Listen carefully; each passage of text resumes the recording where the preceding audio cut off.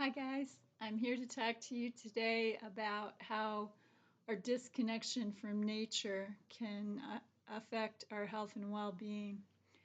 You know, we get up, most of us, 5 days a week in the morning in our home, and our houses are filled with synthetic materials that are full of toxins.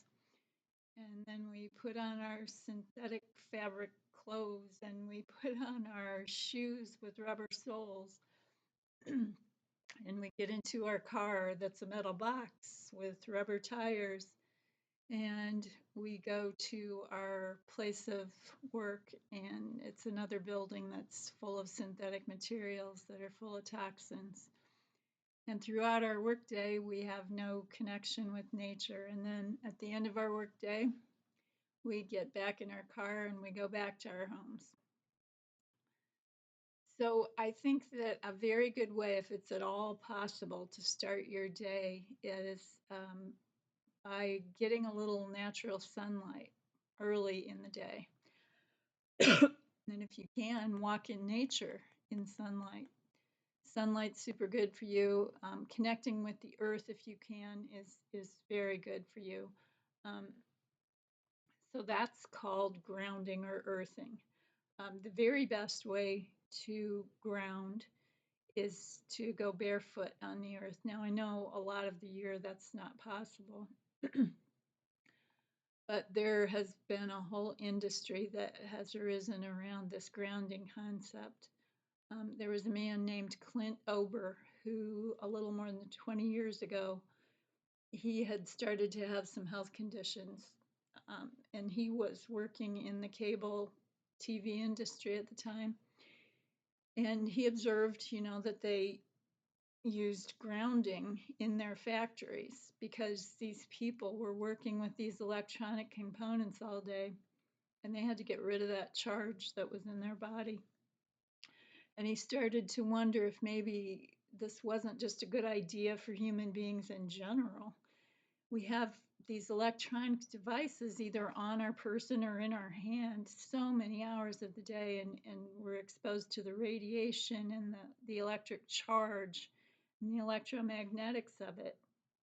So he rigged this mat to lay on at night, and it had like silver threads running through it to conduct the electricity, and he hooked a wire up to this mat and ran it out his bedroom window and stuck it in the ground.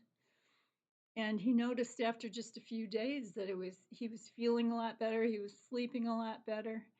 And so over time, he created this company called Earthing, and I'm not affiliated with this company at all, but he created this company, and uh, they advocate for grounding, of course, first with your bare feet on the earth. But because a lot of people are unable to do that, he manufactures these grounding mats and patches and sheets and different things to give people a similar effect. It's not quite as good as putting your bare feet on the earth, but it's helpful. It's quite helpful. I have one of the grounding mats and I sleep better and I have less pain in my body. So they definitely are very helpful. And you can get a lot of different brands that you can go on Amazon and they have grounding mats.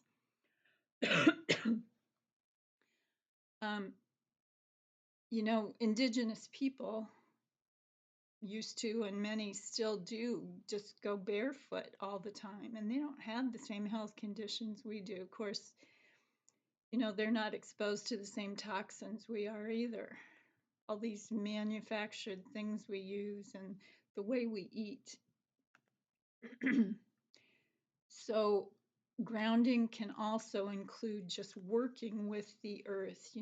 If it's at all possible, it would be great to have a garden of your own and grow your own vegetables.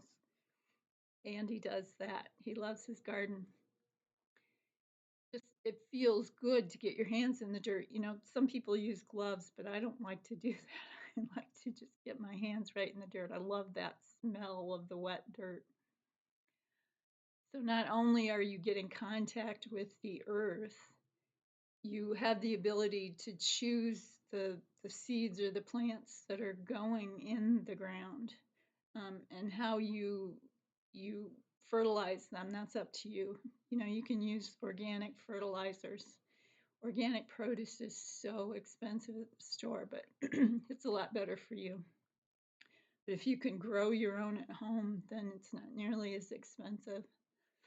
Um, so that is a way to connect to nature too, to introduce more fruits and vegetables into your diet.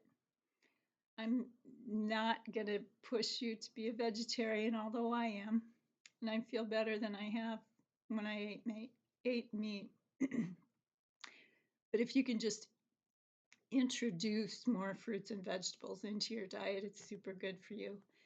And as far as plants go, also using herbal remedies is better than using manufactured over-the-counter drugs. Pain relief, you know, aspirin was first made from willow bark. There's, what is it, salicylic acid is in willow tree bark. And that's one of the basic components for aspirin. Turmeric is an anti-inflammatory. That's really good for joint pain. Ginkgo biloba is good for brain health and memory. Now, I'm not telling you go off your medicines. Always consult your healthcare professionals, of course, before you introduce anything herbal into your healthcare regimen. Okay, and as far as plants go, also just having plants around for beauty in your environment, at home, at work, if you can have plants, you know, in your work environment, that's great. Also, they clean the air. You know, we have a symbiotic relationship with plants. They need our carbon dioxide, they take it in, and we need the oxygen that they produce in return. So the next area of nature that we'll talk about is animals. If you don't have a pet, you know, yeah, they're work, they are work, but they give you unconditional love. There's a story about a man who had become overweight, and someone in his life gave him a dog. And over the course of a year, just by walking that dog, he lost 100 pounds. And it's not just, you know, the exercise you get from having a pet. There have been studies that have shown that your blood pressure can be lowered just by having a pet there to love on. Pain can even be reduced by a pet being next to your body. You know, nursing homes and hospitals allow dogs in for the patients and the residents because it affects their health in a positive way and their healing.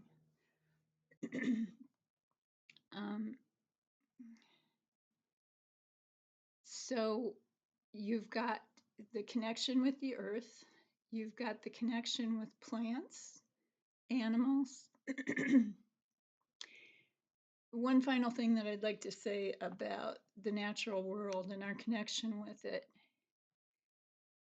I really advocate for treating our planet well, and that includes recycling, if at all possible.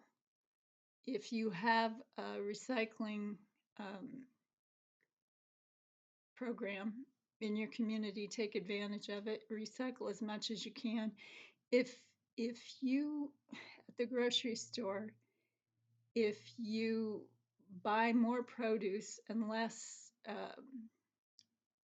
processed foods, you'll notice that your garbage output lessens. So that's helpful to the environment. Treat our planet well as possible. I'd like to think it's not too late. We need nature, and we're a part of nature. You know, we've become disconnected, but we really are a part of nature. And will improve your health so much if you recognize that connection and foster that connection. So I hope some of these ideas have been helpful to you. Maybe I'll talk to you again.